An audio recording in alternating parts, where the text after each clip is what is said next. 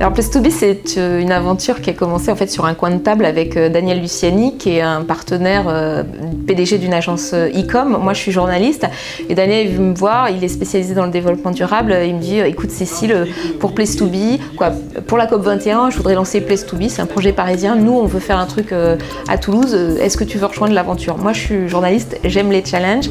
L'idée, c'était de raconter différemment le climat, sachant qu'en tant que journaliste, on a tous fait le constat que l'environnement, ça n'intéresse personne, la COP21 encore moins, et les questions de dérèglement, réchauffement climatique, très peu. Parce qu'en fait, pourquoi? Parce que c'est très abstrait, c'est culpabilisant, c'est complexe, c'est théorique, ou alors c'est des catastrophes, donc c'est tout ce qu'on n'aime pas.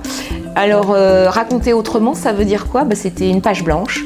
Et à partir de ça, j'ai dit ok, j'ai lancé des messages, des appels à mon réseau, sur les réseaux sociaux, mon réseau professionnel, etc.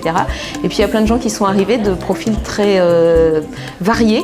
Donc des gens des startups, des gens journalistes, des gens du développement durable, sur de la com pour donner des coups de main, des blogueurs, community managers, etc.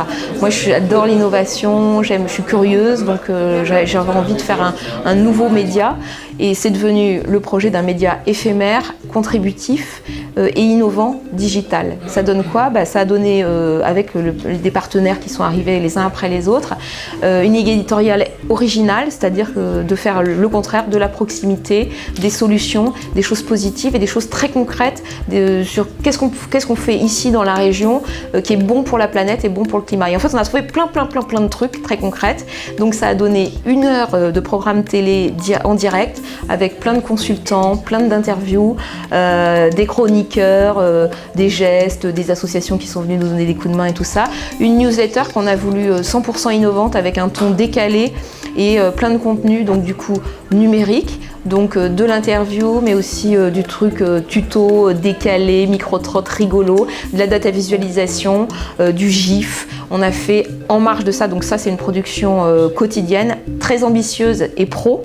Et puis à côté, on a fait plein d'ateliers pour que raconter le récit différemment, ce soit aussi